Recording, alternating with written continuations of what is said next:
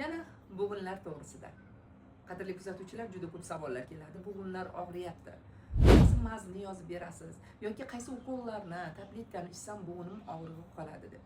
Bugun mutaxassis sifatida men aynan og'riqlar bilan ishlovchi mutaxassis emasman deyman. Men o'sha bo'g'inlarni og'rish sabablari bilan. Chunki sababni yo'qotmasak, biz bir umr bo'g'inlar og'rig'i bilan yashashimizga to'g'ri keladi. Xo'sh, bo'g'inlar nega og'riydi?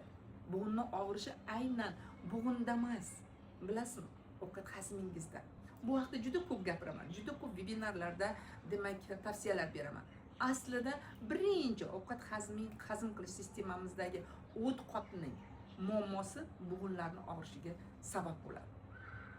Biz esa o't qopni umuman unutib, bo'g'inlar bilan ishlaymiz va bir umr artrit, poliartrit bilan yashashga to'g'ri keladi va ularni autoimmun prosess deymiz. Autoimmun prosesslarni asli kelib chiqish sababini yo'qotsak, biz og'riqlardan xalos bo'lamiz. Ya'ni bo'g'inlar faqatgina og'rishni muzlatib emas, ularni asl holatiga keltiramiz. Shuning uchun ham men aynan sababi bilan ovqat hazmingizdagi muammoni sekin yo'qota boshlasak, bo'g'inlar o'z-o'zidan asl holiga keladi.